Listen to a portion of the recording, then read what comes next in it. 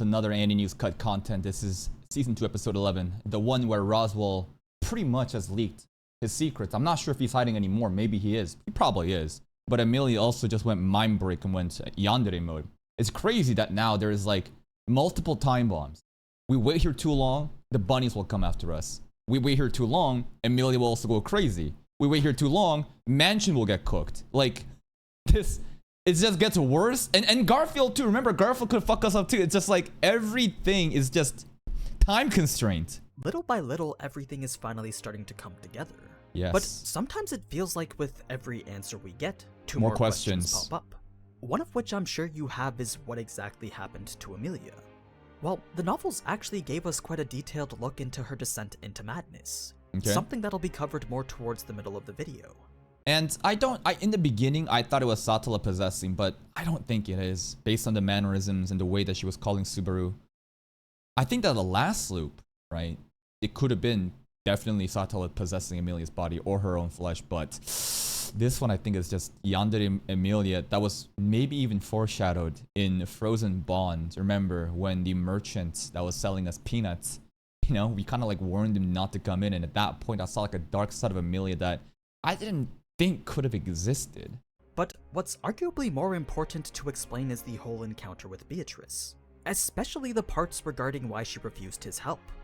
Then towards the end, you'll get to see why it was that this loop was the one Subaru considered to be the closest to hell. A couple of cutscenes that I Yeah, this is pretty hell. I mean, shit. You got surprised we survived the bunnies. I don't know exactly how we survived the bunnies.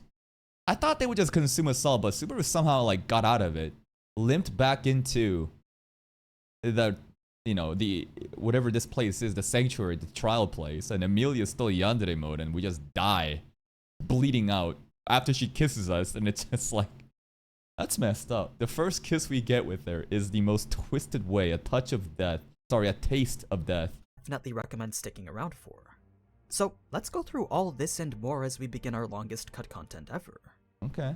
But first, today's video is sponsored by Guardian Tales, which is honestly... This is a pretty old GOTS game. I never got into it, but I did see it, but I don't know. You guys go play it if you want. You know what to do. Now, let's get back to the video. Episode 36, The Taste of Death, covering chapters 3 to 4 of volume 12 of the light novel. Melee. When Subaru first entered the library, there was one peculiar thing that he finally noticed about Beatrice's position. What? Despite there being various desks and tables scattered throughout the room, Subaru found that Beatrice was always seated on this one single stool. She was always there sitting at the center of the room right in front of the door. As if she's waiting for someone to save her, break the contract and get her out. I also didn't realize until recently how many butterfly symbols are in the library itself. As if always ready to receive a guest. It was a hint towards Beatrice's truth that had been in front of us the entire time. A truth that Subaru was now trying to piece together. But that objective quickly got pushed to the side when Subaru became angered by the false image of the girl he thought he knew. I mean, Beatrice was always so full of confidence. She was always this person he could look up to as a pillar of strength. It was a facade, I think.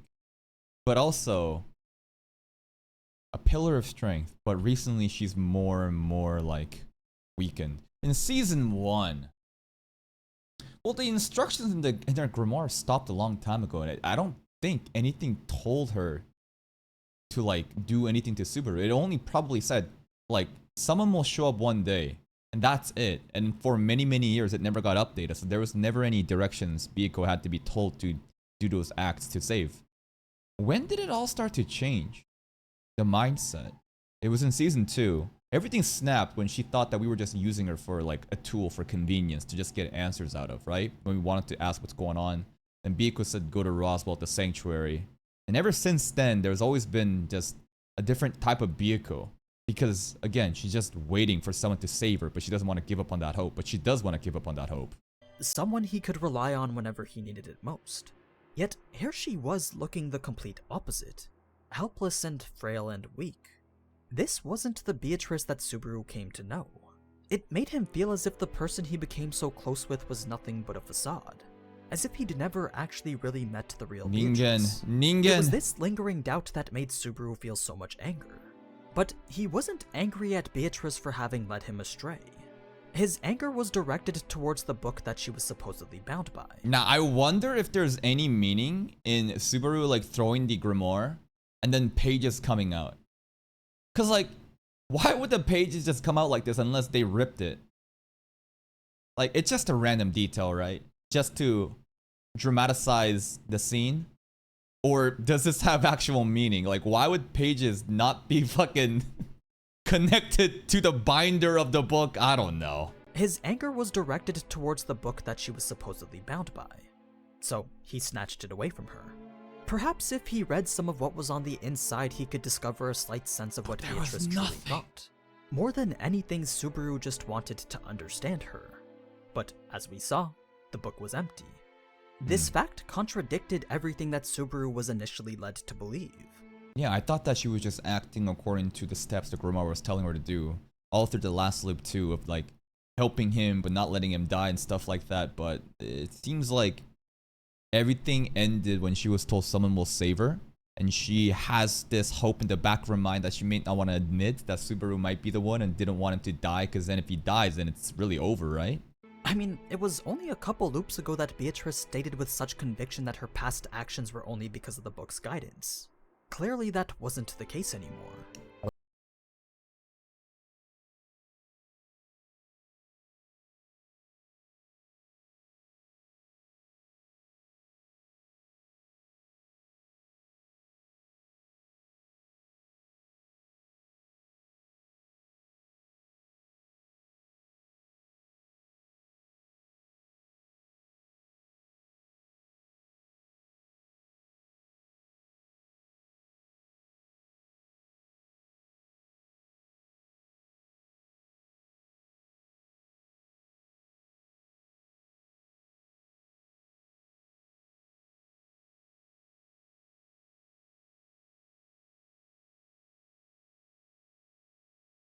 We know that her job was to protect the archive until that person appeared.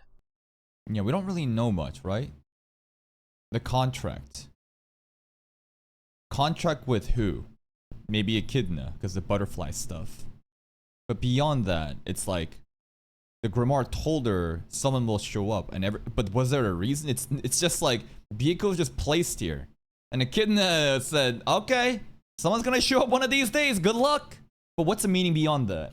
But what she didn't say was that the knowledge within the archive was supposed to be passed on to that person as well. That person's it's a knowledge. line that indicates the purpose of that person was to inherit Echidna's knowledge. Oh? So this was a promise tied both to that person and the archive of the forbidden books. What kind of knowledge is in here that's gonna help us up more? Is it gonna teach us how to use authorities? Like, I don't know, it's a secret forbidden library, so Subaru might get a new power soon. Both of which kept Beatrice bound to her pact. Now, Subaru couldn't just— Again, I fucking hate how we just continuously use random words like contract, and then suddenly it's a pact. Like, I want there to be some consistency in enough of these synonyms, because vows, oath, contracts, covenants, it all just gets thrown around so loosely. Person and the archive of the forbidden books. Both of which kept Beatrice bound to her pact. What happened to the contract? Now, Subaru couldn't just up and tell her that he was that person. He wasn't even sure that Roswaal was telling him the truth about it. Not only that, but the current situation was also far too delicate. Subaru simply wasn't sure what the right words were to say. Okay. There was no telling how Beatrice would act if she knew that he was that person, or if she would even believe him. What if we said, I am the one, and she kills us? No. Are we that person? I don't know. It seems like Subaru is like Jesus Christ, though, right? He is just performing miracles all throughout Season 1 and potentially Season 2 pretty soon, too, if he overcomes this arc and loops, so... Why is he that person? Is it... I want to know if Echidna has some sort of like... Like, if this is a prophecy, then I'd be like, alright. But if this is a random shit Echidna did on her whim, just to fuck around, now that'd just twisted. So, he said nothing. Beatrice then continued to talk about how her past 400 years had been. At first, she actually didn't find the initial few decades to be all that bad. Okay. I mean, she was living with a person who stood in the exact same position that she did. One that revolved around following the text of the book. But eventually that first Mathers family member would die. Okay, so Biko has always been with the Mathers families. And, I mean, the implication that she's been in the library for 400 years. The mansion is also that old. Mathers family goes way back. Beginning a cycle of replacement that Beatrice would have to watch for centuries. Okay. As one Roswell died, the next would go on to inherit their ancestors' duty. Such was the way things were. Wait. The Roswell gene is very strong. This is just Roswell with a pair of titties. And they're all just named Roswells? One Roswell died, the next would go on. Grandmother. Another Roswell? I mean, but Mathers is the last name. Roswell J. Roswell L. Wait, are they actually... Is every naming scheme Roswell Alphabet Mathers? Roswell J. Mathers. Roswell K. Mathers. Roswell L. Mathers is the current one, right? Wait a minute. To inherit their ancestors' duty. Such was the way things were. Yeah? This made time eventually become very stale. It was always the same thing over and over. They really don't have anything like special. It's just, why is the name Roswell so important? They're just changing the middle alphabet. Roswell version A, B, C, D. Why? Again. The only thing that kept Beatrice clinging to reality was the faith that that person would come. But when the book stopped showing her future and that person never walked through those doors, Depression. the only conclusion that Beatrice could come to was that there was no future for her. It was a lie! This was a mindset that was very reminiscent to a situation from not too long ago. You see, Subaru knew all too well the corner that people tend to drive themselves into whenever faced with what seems to be an insurmountable obstacle. He knew that the harder you try to overcome it by yourself, the farther into despair you go. So, Subaru tried to give to Beatrice what Rem once gave to him. He wanted with all his soul to be able to drag her out of this pit of loneliness. But Subaru's words were far too shallow to even reach. I mean, referring to 400 years of isolation as something that can be solved by simply asking for help was neither the answer Beatrice was looking for nor the answer she needed. Maybe it makes more sense if I contextualize the actual 400 years of depression. Because, like, she's just fucking just wilding out, just getting so upset, but it makes sense, right? The whole concept of what is my purpose? I've been just stationed here. Is that person gonna show up? For 400 years, she gives up on hope, but she doesn't want to give up on hope. It's like clinging on something that may not come true. And then having that person be kind of like dangling in front of you. I want that sincere thing, but your resolve is not there. I don't know. And it's all about, like, Betty had that whole outcry of, like, think of me first, right? Think of me as a number one. It does make sense. Subaru saying he'll save her meant absolutely nothing in comparison to the wounds that have built over the span of 4 centuries. This is because he wasn't the first person to enter the library bearing such ambitious words. Oh? Sure, some have come only in search of gaining the power of a great spirit, but others have also come offering the exact same thing that Subaru was offering right now. What? Other people? Well, I'm not sure if Betty told them about the prophecy of, like, someone to show up, but other people have shown up acting as her champion? All of them, including Subaru, were far too naive to truly understand, though. Half-hearted resolve like that wouldn't be enough to save her from her despair. Sticky.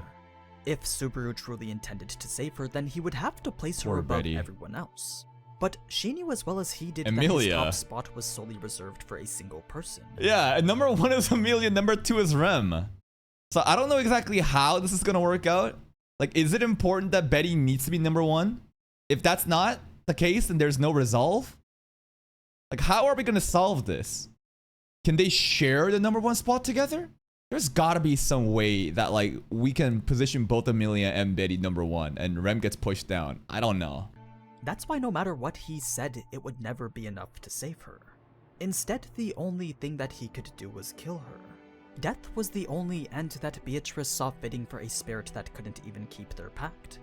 Remember, spirits take Very pacts important. and contracts far more seriously than humans do. That's right. Sometimes it's quite literally the only reason for their existence. So, for a great spirit like Beatrice to have accomplished nothing with no one for the past 400 years, well, that was essentially the same thing as her life having no purpose. Oh, Forgot about that too, right? She is a great spirit. The importance of contracts, right? And like that contract never been made. But are we breaking the I'm confused. What is this contract right now? Because she is waiting for someone. And the contract is you stay in here until that person shows up. So when that person shows up and gets her out of the library, the contract has been fulfilled. Or does that mean the contract has been broken? I'm not sure. But in this case, since nothing has happened, I guess she feels like her entire existence is pointless. To make things worse, this pact was actually the very first one that Beatrice was given. It's packed Her again. duty her entire life had been to protect the archives and wait for that person to show up. Yeah, the pact is to wait for that person to show up and protect the library. And then what? So this wasn't something she could easily cast aside like how Subaru wanted her to. It's not that the person she contracted with would be upset that she didn't fulfill it to its end. It was more so because as a spirit she couldn't permit herself to live on with the failure of having never completed it. It's like the pride of a spirit. Their entire existence is based on contract. I need to at least fulfill this. For Beatrice to abandon the very first pact that she ever made, well, that would essentially be the same thing as committing a very grave sin. Fuck it. We're all sinners. Let's just break it and get out of here. But I don't think Byakuya will simply understand. One that goes against the very nature of a spirit's existence. So that's why she would rather die than commit that sin. Damn. There was also no point in living in loneliness for the rest of eternity either. And suicide wasn't even an option because that was considered to be the very same thing as violating the pact. It was an impermissible action for every spirit. So this left Subaru with only two options. He could either become that person for Beatrice and devote himself to her and her alone, or he could kill Beatrice with his own hands and end her suffering. Or have someone else kill her. Is there really? This is the only way? There's no other way. Like, she needs to be number one or it's nothing. Well, I know that Emilia is not gonna get cast aside. She is like the driving force of this main character. There's gotta be a selfish way that a main character can have both girls at number one. There's gotta be some bullshit we can do. There was no other way to save her.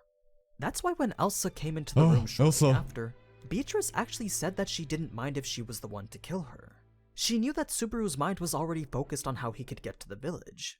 So that was pretty much Beatrice's way of saying forget about me and go take care of the others. They're already but dead. Subaru's determination to stay seemed to resonate with her. When she activated Shamak, as superior as Elsa's senses were, they weren't quite good enough to see past the smoke. Yeah, that scene was like, what the hell? I don't remember Betty ever using shadow element magic, but it looks like she is a pretty good user of shadow elements, right? And Shamak we've seen to basically be kind of like a smoke bomb, but to make the other person not be able to sense anything. So I guess it makes sense how we just fucking ran out in front of the door, even though she was right in front of us. It's like, how the hell did we do that? And then she shows us like offensive capability of shadow elements, which is so cool. Like, could Subaru do that shit? I don't know, because like we're also shadow user. Maybe Betty can coach us. As superior as Elsa's senses were, they weren't quite good enough to see past the smoke. Only those with an affinity for shadow magic were immune to its obstructive effects. Okay. As they ran to the village, Shamak doesn't work well on other people with shadow affinity? only those with an affinity for shadow magic were immune to its obstructive effects. Interesting. Because in season 1, when Puck used Shamak on us, Subaru already had affinity to shadow, but it affected him a lot. But I don't know. As they ran to the village, Subaru could make out a black plume of smoke rising from its direction. Merely fucking Despite shit up. knowing exactly what tragedy awaited him under that plume, Subaru was still determined to see it for himself. His head filled with both anger and sadness as Beatrice tried to convey the futility of the situation. He no longer knew whether those emotions were meant to be directed towards Beatrice or towards himself. Was it Beatrice's insufficient will to live or his own constant failure that impacted him more?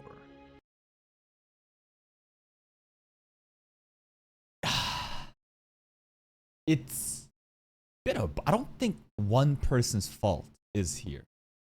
Byakuya being this hesitant and not working with us is fucking annoying. But at the same time, I understand because that's 400 years of despair that she's been waiting for. We know how important, keeping contracts is for spirits. So I get that.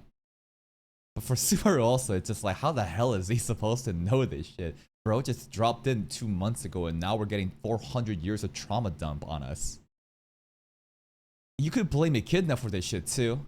You could blame Roswell for this shit too. I think at the end of the day, this stems down to whoever created this fucking contract for Byakuya. So I blame Echidna for this. Think about not at the root. Think about not the symptoms that we're seeing, but go up. Go up and try to figure out who caused all this shit to really happen. I think it's Echidna. Subaru just couldn't tell anymore. In any case, when Subaru had learned the fate of the girls, his dramatic shift in confidence spurred a very harsh reaction out of Beatrice. I mean, it was only moments ago that Subaru was using such ambitious words to say that he'd save her. Yet here he was ready to give up on everything. To Beatrice, this was nothing short of pure arrogance, and his actions only showcased further betrayal to his own words. Say that you want hell. Hold up, go back. Was ready to give up on everything. To Beatrice, this was nothing short of pure arrogance. Yeah, because he claims to be able to do shit, but he just gave up in front of danger. So I guess that is arrogance, right? Arrogance is when you're very prideful, but you have nothing to show for it. And his actions only showcased further betrayal to his own words. Beatrice could now confirm that Subaru did not in fact have what it took to save her. He's not the one! Biko already gave up on him here. Because of this, her expression was now filled with utter disappointment. I didn't even know that's what she's thinking. I thought that she's just trying to fucking save us because we reached out for help and she's finally like kind of working with us, but she just was like, damn, this is my savior? 400 years and this is what I get? God damn it. And in the end, all she could say was how her own life was wasted on the likes of him. Damn! That's fucked up. That is cruel. But, I mean, you blame her? But in the anime, we'd never know because we don't have the monologues, right? I'm just seeing a Biko protecting Subaru and kind of stepping up. I'm like, oh, Biko's got the fighting will back. She's fighting for us. But it's just like, damn, bro. This is my savior. We're cooked. I'm gonna fucking get us out of here. She did, however, step up to defend him under the context of protecting the archive in the process. That's sick. Leading us into the brief fight that we saw in the anime. Bro, the shadow element. What's happening here, right? The shards, like, it hit the tree, then it looked like it's like decaying and shit. And later on, when there was like purple crystal shit magic lands on Elsa, like she just becomes crystallized. Like the shadow offense capability is insane. In the process, leading us into the brief fight that we saw in the anime. When it was over, Subaru knew for a fact that Elsa had been killed by Beatrice's attack. I love how she's still fan service even in this crystallized state. Yet, somehow there she was standing completely unscathed. Yeah, it's gotta be the cape. Like, what is the missing factor here? What is different? Well, she had a cape before, and we've seen her tank shit and just survive, like, versus Reinhardt as well. If she came back alive, somehow, through some divine protection, I don't know, maybe it's the properties on cape. Because, like, why would everything else but her cape exist, huh? Like, the rest of her clothing still exists. So if she could just come back and manifest those clothes back, then why not the cape? That's the missing factor. Not a single wound could be visibly seen on her body. The only thing that seemed to take damage was her clothing, which was now all ripped to shreds. This made Subaru ask if she was... I hear it's different. Right, Elsa versus Reinhardt, remember this shit? The stomp already happened, her cape was already gone. The cape was not even on at that point. She was already just like, you know, capeless when she got smacked. Also, fun little trivia. The Ryuken, right? The dragon sword. Remember what Reinhardt said about how, oh, Elsa was like, will you draw that sword for me or something? And Reinhardt was like, well, this sword can only be drawn when the opportunity, like the danger necessitates it, right? And the fact that I haven't drawn it means that you're not worthy. At that moment, I thought that shit meant like, it's his ego. Reinhardt is flexing. Like, he thinks that Elsa is so beneath him, it's not even worthy to draw the sword. That's what my interpretation was. It turns out, this shit literally cannot be drawn. It has a mind of its own? Like, apparently it just will not draw unless, like, the actual danger is there. So it's not Reinhardt. He's like, it's not drawing. Sorry. Sorry, I can't do it. It's like, what the fuck? The sword just literally will not draw. And then the funniest description of the sword at the end is this. Once the Ryukin, the dragon sword, has been drawn, losing is not an option. I saw that shit. I was like, what? Take damage was her clothing, which was now all ripped to shreds.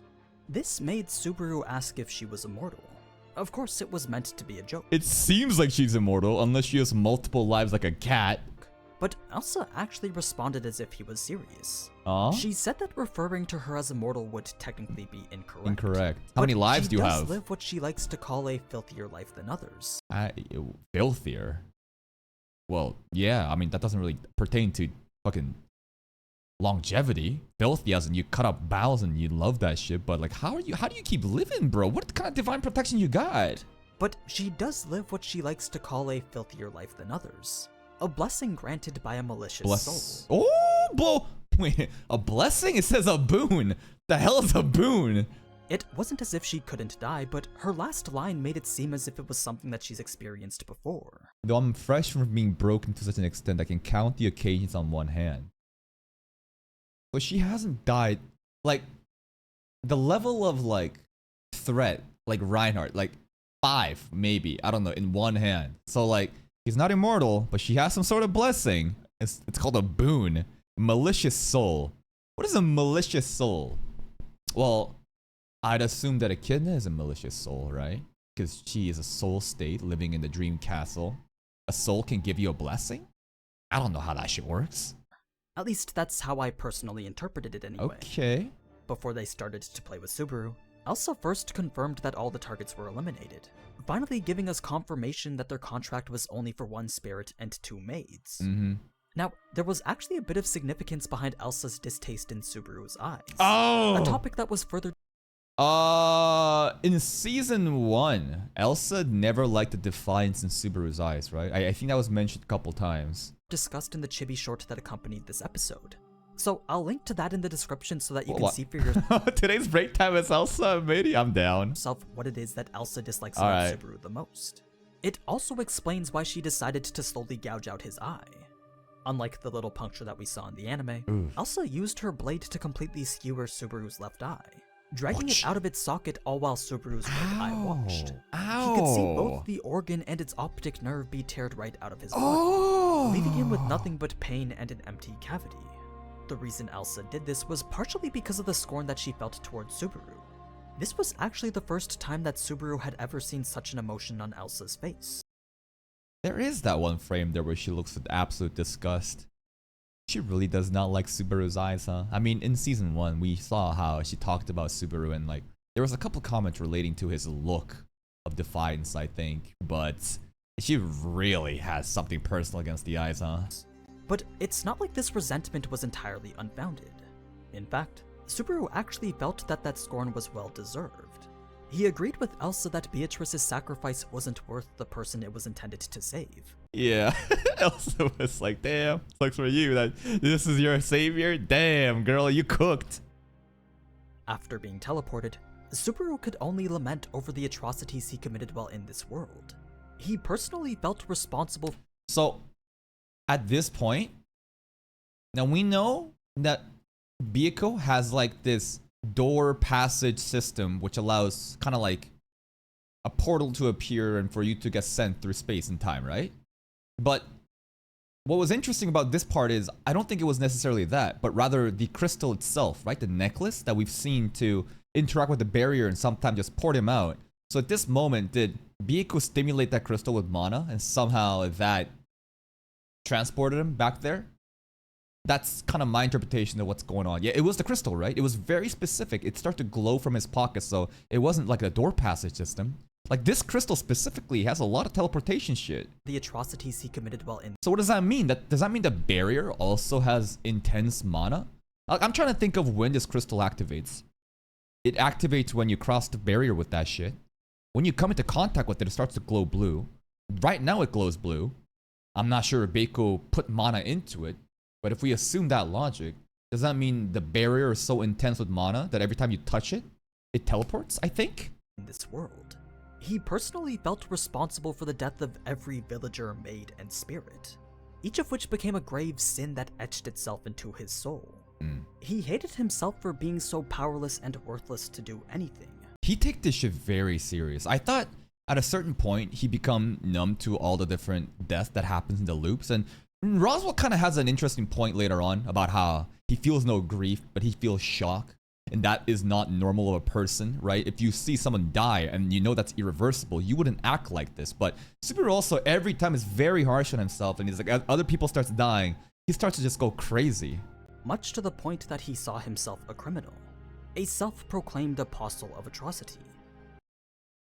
I mean, Apostle of Greed was a specific thing, right? Regarding how Echidna's parts are in Subaru and now he can control the Lolly army. But Apostle of Atrocity is simply just a made-up term, right? This is not like an important mechanic, nor is Atrocity like an actual fucking thing. Because the Apostle of Greed is a specific thing, but when you start naming shit based on the should I be taking notes on this? It's a self-proclaimed, right? It's like a rental Goa. Doesn't mean the fucking prefix rental is important in the magic system. It's just him being chuny, so okay. The only thing he could do to make up for such sins was to give himself a death that rivaled them. He wouldn't permit himself to have a quick or easy death this time. Huh. That was the... He feels that overbearing guilt. And makes him... What? That's interesting. He wants an even more painful death to basically match the fucking compensation, like how much other people suffered, so he needs to suffer more just as much? The only way that he could forgive himself. Okay. In any case, Subaru cast... You know, the more I watch ReZero, the more I realize that I don't understand Subaru. Have you guys ever felt like that watching ReZero? The shit he says sometimes just doesn't make sense. And I have to just sit there and really think. And just like really just fucking think of like, why would he say this? Why now? What is he about? Is it just me or is it... Because I saw a comment. And there's a very interesting comment I saw last night, which I thought was a ReZero hater. But the more I thought about this comment, the more I started to realize that, nah, man. I think you make a lot of sense. Hold up. Let me bring that comment up just to show you guys what I'm talking about. Where is this shit? Because this is not... This is weird. Where is this comment? 1 second, guys. 1 moment.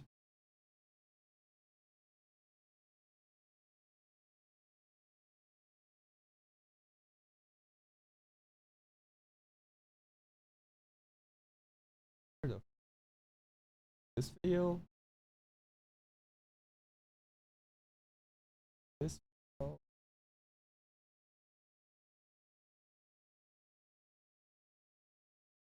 Fuck. There was such a good comment that I found last. No, I don't want to give up. No, we're already stalling. I'm gonna find it. I'm gonna find it. You're gonna fucking sit there and just wait. Anime lacking the inner monologue? Yeah, I think that if the inner monologue was there, then like it would make more sense of why he says that shit. But to me, as an anime only, it feels as if the author clearly has... It feels like the author is walking backwards, as in he knows exactly what kind of character Subaru is, obviously, because he's created him. And it's so riddled in different past and different shit that he deals with, and that's why he acts this way. But just watching it at a first glance, it just never makes sense until I really try to think about the themes of the show and try to really think about like his backstory, his traumas, and try to fucking make it more like, I don't know, make sense. Because without that shit, I'm just sitting there like, why would he say this? Why the fuck is he saying this shit? I don't understand why he would say any of this shit. What the fuck is this comment?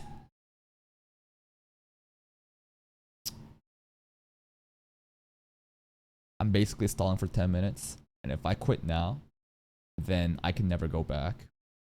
I've already held you hostage for too long. I'm doing this out of my own ego at this point. I'm holding you hostage at this point.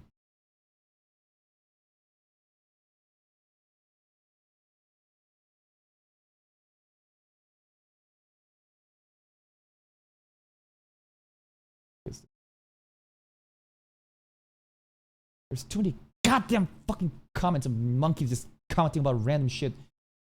Am I really not gonna be able to find it? Am I really not gonna be able to find it? Fuck it. This for Pete's.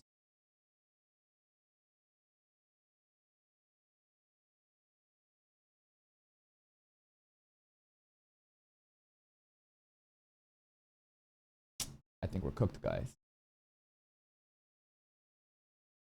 We may be cooked, guys. I can't find it. No. But at the end of the day, oh! Found it! Oh! I found it.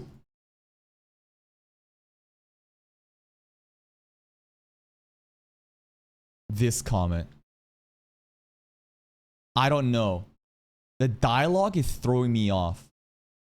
I am enjoying the plot, but I want Subaru to shut up. And at this point, I was like, what are you talking about, bro? Not because I disagree, but because of how unnatural his dialogue feels. This is exactly how I'm watching this show. Am I the... And I don't think he's crazy. I don't think he's a hater. I think this is true. Because, like, truly, when I watch this shit and I watch from the perspective of Subaru, if I'm not sitting here trying to fucking analyze every single point and pausing and relating to every theme of the story, it doesn't make sense to me at a first glance. I see him say some shit, then I have to hold for a second. And I have to be like, why is he doing this? This makes no fucking sense.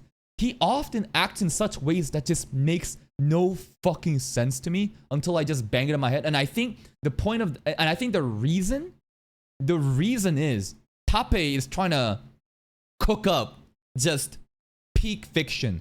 But in order to do that, he's working backwards because he knows exactly what kind of character Subaru is and how that kind of person would behave. But for us, the audience, we don't have enough pieces to understand what kind of character Subaru is. That plus the lack of inner monologues in the anime versus the source material.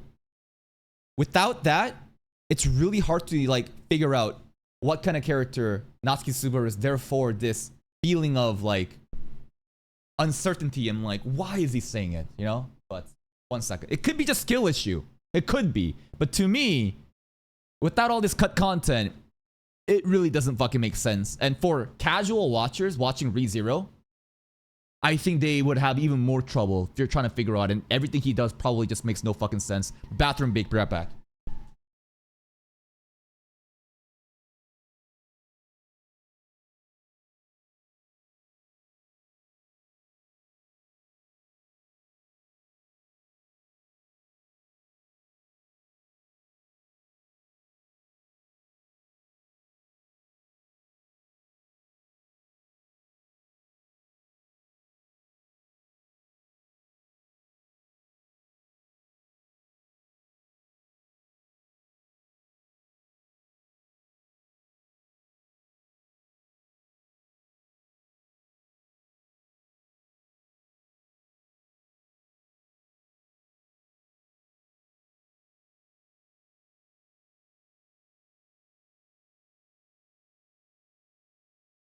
All right, I'm back. Let's go. Aside his regrets, that was the only way that he could forgive himself. In any case, Subaru cast aside his regrets and despair so that he could push himself forward. He wanted to learn what happened in Sanctuary before moving on to the next loop. Okay. But he made sure not and to- at this point, I think that it's pretty much confirmed that the snow, like Roswell is just making snow with mana, right? Because like, Puck isn't dead. Sorry, Emilia isn't dead. We see Emilia alive. Puck isn't out doing this shit. Roswell, not only is he a source of the fucking bait for the rabbits, he's intentionally making this shit snow. And there's a line that says something about separating Emilia. She's already just so traumatized from the trials. On top of that, you add the snow in an area associated with the witch. she's gonna get more even crazy. In Sanctuary before moving on to the next loop. But he made sure not to forget that at the end he still needed to atone. As he made his way out of the experimental facility, Subaru called for the closest clone to show herself. He knew that there was at least one of them assigned to watching the lab. So Subaru used her as his guide to get back to the settlement. It was after about an hour that Subaru finally arrived. Okay. But before heading into the tomb, he first found himself to be confronted by Garfield. Oh. Apparently one of his eyes had spotted him being guided by another. So Garfield came out to see if that was in fact the case. This brings us to an entire scene that didn't make it into the anime. You see, Garfield was very much furious about the current state of Sanctuary, and he thought that perhaps Subaru may have some answers. The only reason that Subaru was still alive right now was because Garfield's rage hadn't yet reached the tipping point, likely because the residents of Sanctuary were still deemed to be safe. This may not seem important right now, but most of them had gathered in the cathedral. Otto felt that it was a good idea to keep everyone together. Otto clutching as usual. To take care of all the elderly. So Garfield accepted his recommendation. Now, the circumstances of Garfield getting mad and just holding us down, like, of all the things that's like fucking us up, remember? The mansion, Elsa and Mady, right? Beak was fucking, she got whole baggage too, right? Roswell, Snow, Emilia, Mindbreak. Garfield is the one thing that pisses me off the most, because I just feel like, brother, we don't need this shit. But you're really getting this mad, and I get it. Like, the miasma stacking up, and it doesn't seem to make sense. But like, him getting in our way is just so fucking annoying. The snow made for a very precarious situation, one that no one could really understand. But Garfield did have his suspicions. Like this dude, and not really spoilers, but we see the cover picture of Arc 5, Season 3, right? Garfield is lined up beside Otto and Bieko. It looks like everything's gonna be good, right? That's not really a spoiler. Like, obviously it's gonna resolve itself. This motherfucker better just clutch for us so hard in Arc 5 to atone for his sins in this arc. I know it's not a sin, it's just a personal grime that I have with him, because this dude just keeps getting so, not irrationally mad, but like, do you really have to be here doing this shit to us, man? Suspicions that pertained to a much graver situation involving Emilia. Unlike in the anime, it was actually here in this moment that Subaru first finds out Emilia wasn't all there anymore. Yeah. Before even seeing her in the tomb, Garfield straight up says that she went insane. She had learned the night before that Subaru had run away from Sanctuary, and this unexplained disappearance wasn't something that she took all too well. Of course, the letter should have prevented her from falling into despair. But Garfield knew nothing of any sort of letter being sent to her. Even without the letter, though. It's this letter thing again, right? Because, like, we had the letter, but no longer is it there. What is happening? Also, good point. Guys, chat right now. Chat. Type shit. Type shit. I'll type some shit. The chat isn't working. If I do this. Mukbang. Well, obviously the chat's gonna work here, right? Because this is that Twitch chat. Boom. Yeah. Let's go back to here. What's going on, man? The Twitch chat. Where'd you guys go?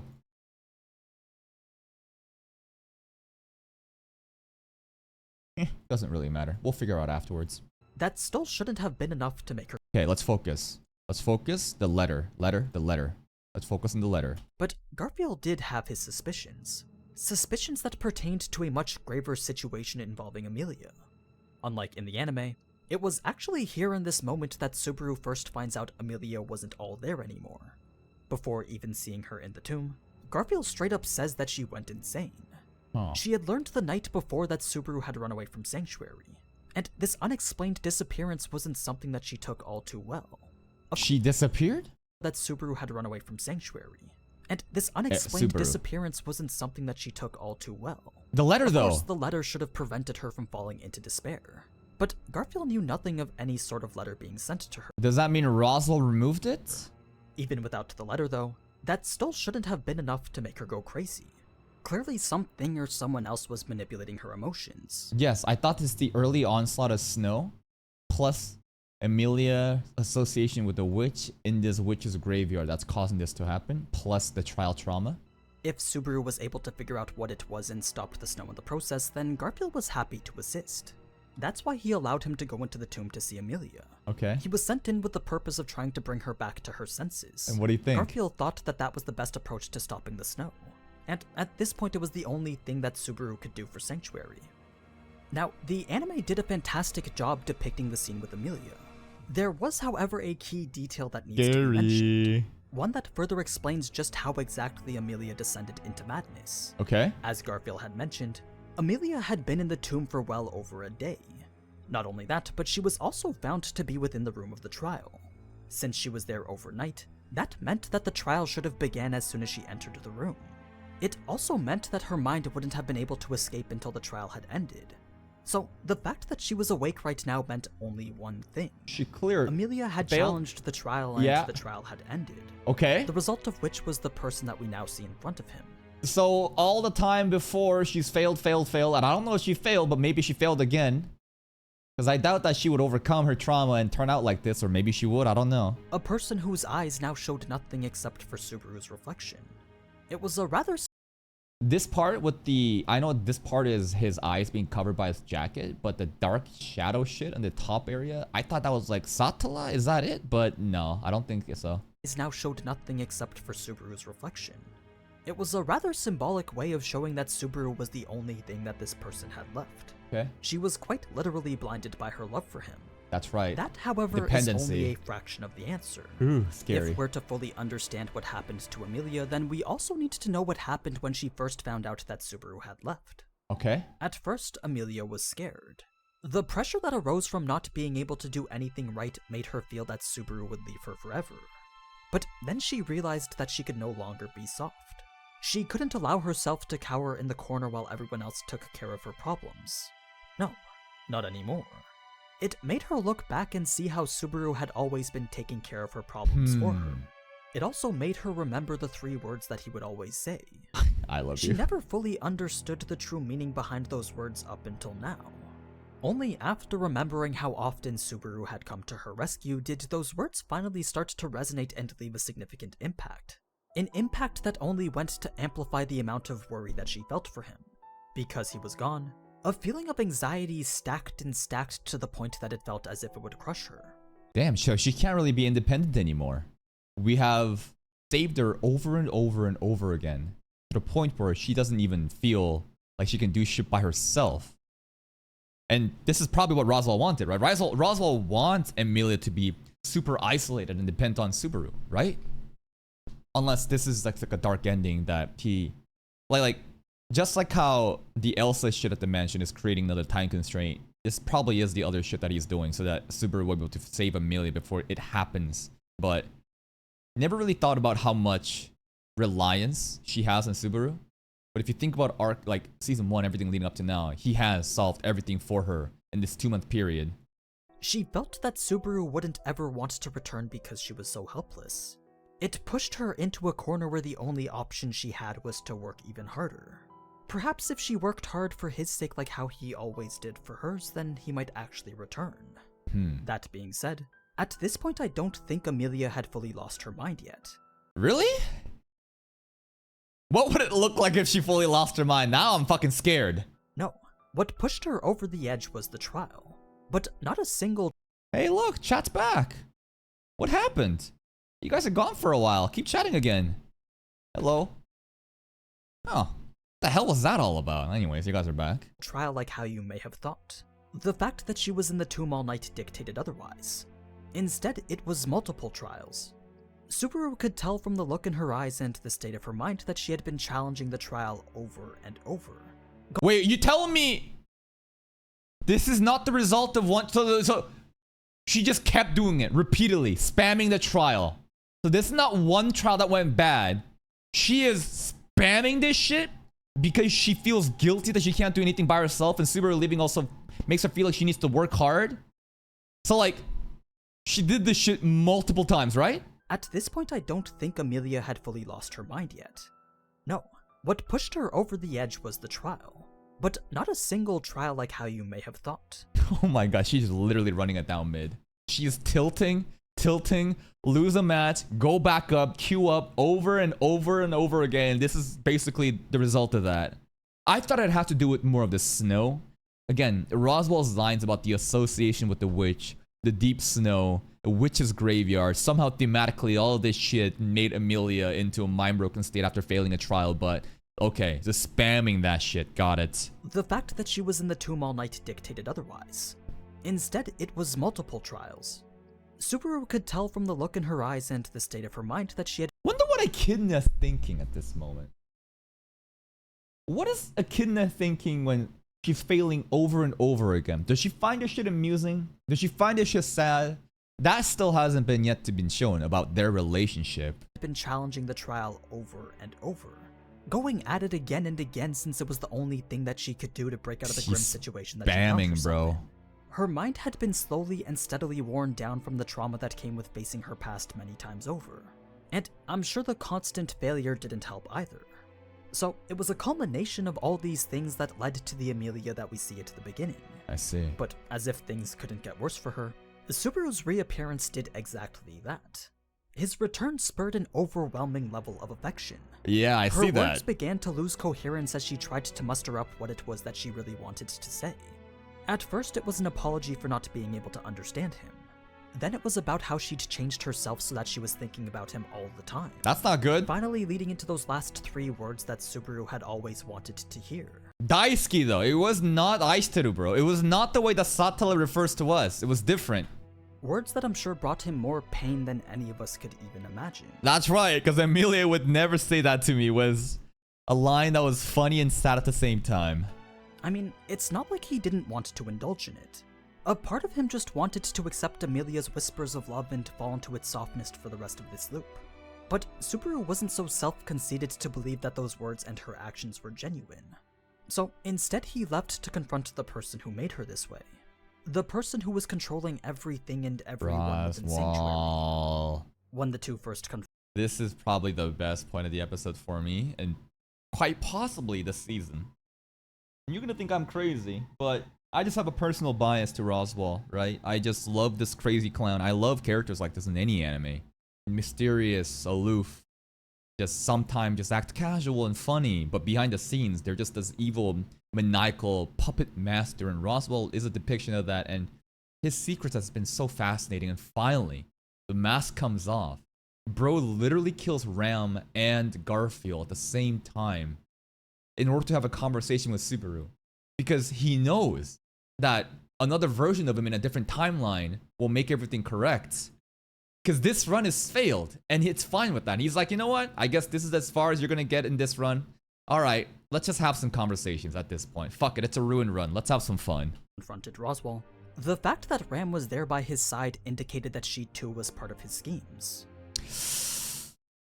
Yeah, but I don't think that... I wonder how much does he share with Ram? Subaru didn't know what her true intent really was, but there was no denying that she took part in what happened to Sanctuary and Emilia. We're not sure if it correlates to her promise with Roswell, but I do find it odd that Ram was smiling when she died. Because it was about Ram being useful to Roswell, maybe, if the loyalty really was there, and also something about the souls, right? Roswell said something interesting about, as promised, I will devote your soul to that person. I forget what that line was, but I interpret that as maybe Garfield and Ram's soul being sent to the afterlife together in peace. I don't know. Although it was very subtle, she did have a slight smile on her face as She fell did. to the ground. Now, the reason why Garfield didn't just immediately turn into his tiger form was because of Ram as well. Garfield found himself at a crossroads. His rational mind was battling against his own survival Rational mind. instincts. Every part of his being was telling him to transform so that he could live. I ain't gonna lie, guys. Garfield makes me more upset than happy most times I see him, because he's just an antagonist that is fucking annoying to me. I know why he's doing it, but when Roswell kicked his face off, that was very satisfying for me. But his mind wouldn't allow him to do so. If he did, then the healing magic he was casting would stop and Ram would certainly die. So he didn't transform. Now, Roswell didn't just know that Subaru could alter the past, but also that his power was a direct result of having made a pact with Satella. could alter the past, he didn't transform. Now, Roswaal didn't just know that Subaru could alter the past, but And he doesn't even know the actual like conditions to activate it, right? Because he's beating the shit out of him. So I thought Roswaal knew that if Subaru dies, it gets reset. But he's like, it's like, bro, you're not. Well, I can't kill you, so I'm gonna beat your ass up until you fucking just loop. also that his power was a direct result of having Sorry.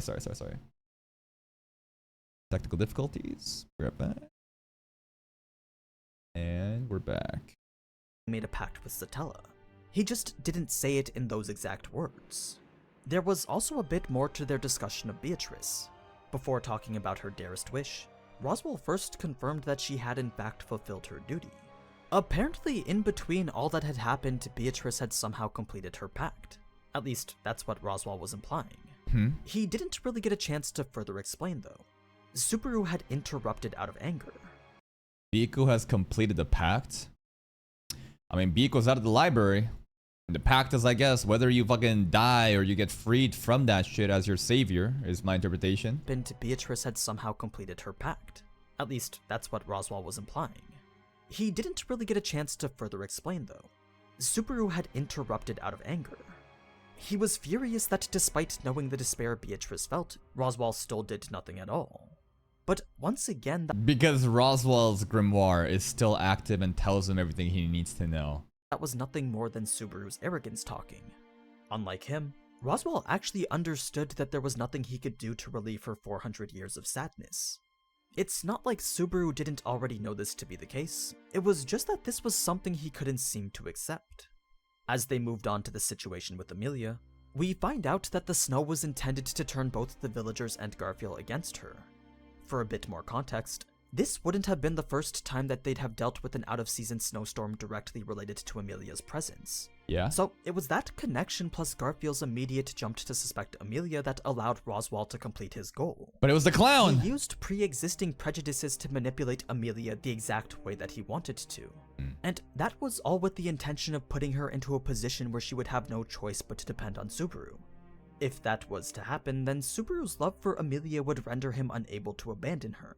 Hey, he actually wiped the tears off her face too in season finale. We did that, an episode ago for Satella. Securing Subaru as the asset that Roswaal needs in order to obtain his goal. The thing is, Subaru's current state made him unable to accept Emilia's feelings. So Roswaal's plan had essentially failed. Once he realized that, Plan B was to force Subaru to return by death. Yep. But Roswaal doesn't actually know the circumstances or specifics of Subaru's power. Yeah, he has an idea that he can regress, but not the conditions required to fulfill it, I guess. And then he even says well, I think he made a comment about how he's about to beat the fuck out of a Subaru, and the fact that Subaru will regress means that the next Roswaal that he meets will it may be treated differently because Subaru remembers how he got beat up, but he's like, fuck it, I'm gonna do it anyways. I wonder, the grimoire didn't tell him to leak the secret, right? Because the grimoire tells him of the perfect run, but as the current Subaru, he cannot fulfill that run. So he gave up and decided to just lash out on Subaru. But I doubt the grimoire told him to do that. He's just acting on his own, right? So instead he beats Subaru with the intention of forcing him to activate Return by Death himself, not being aware that death itself was the trigger. In fact, he actually felt that he could do everything except kill him. That was the— That's right. He did mention, he's like, well, I can't kill you. So he's like, well, if I kill you, then maybe, we can't loop anymore. So you must stay alive somehow. Misunderstanding that Roswaal had on Subaru's power. He wasn't abusing him because he wanted to. He was just trying to get him to activate the next loop. When the rabbits appeared shortly after, we find out that the snow wasn't the only reason that they'd arrived one day early. The mana, man. Roswaal pointed out that demi-human blood is blessed with a significant amount of mana. Oh, I didn't know that. All right, demi-humans got a lot of mana. So the fact that they were all now gathered into the cathedral likely made for a large clump of mana that looked like a very tasty meal for them. The Betricus gospel is fake, remember. Roswaal does not have a gospel. He has a grimoire. 2 copies of the Tomb of Wisdom that tells him the actual true details of the path. Gospels are very vague, random defects that has random things that you can interpret as skies or things, but it's not even close, right? This wasn't where the episode ended, though. The novel goes on to tell us how exactly it was that Subaru made it all the way to the tomb.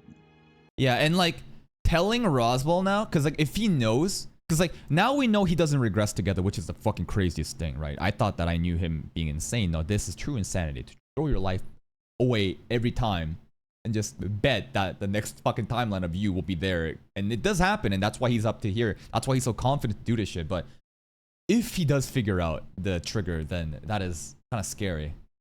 Or maybe not. I don't know. It could be helpful, but Roswell just on a whim just killing us to force the loop would be a very interesting development in the story. The instant Roswell died, Subaru made a dash straight to Emilia, passing by numerous houses as he could hear the screams of the residents being drowned out by the sounds of the rabbit. Oh. To ensure that he could get to his destination, Subaru called upon the remaining Ryuzu clones to intercept the rabbits. Oh, okay, this makes more sense, because I'm like, how the hell does Subaru like walk back to the witch's graveyard, bro? Like, how? That the rabbits are gonna eat him up, and I don't know, Roswell was there, but I don't, there's a lot of rabbits though. So he used the lolly clones using the apostle agreed to command them and got there in place, okay? Having them leap in and explode much in a similar way that Garfield did in the past. As he continued to run, there was one building that Subaru came across that made him stop right in his Cathedral. tracks.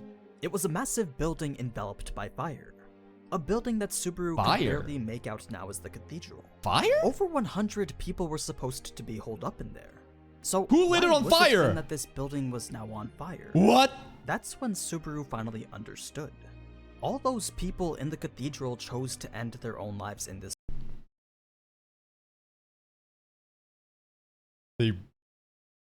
Yo, this what they should have put this shit in, bro. This extra content would have made it even more dark. And they knew the Great Rabbit's coming. So they're like, yup, we ain't fucking around with that. We'd rather set ourselves on fire and die in fire than have rabbits eat us. Flame. The villagers, And like, dying by fire is no means a peaceful death, bro. You still suffer.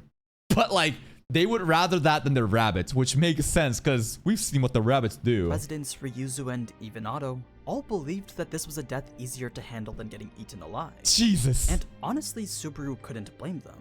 This was, after all, a hell of his own creation. And that's exactly what this was. A portrait of hell. Now, as for the final scene, well, that was something that I'm sure needs no further explaining. The soundtrack played in the final scene was so creepy. The whole toy box theme, it's like some horror movie, man. Bringing us now to the end of episode 36.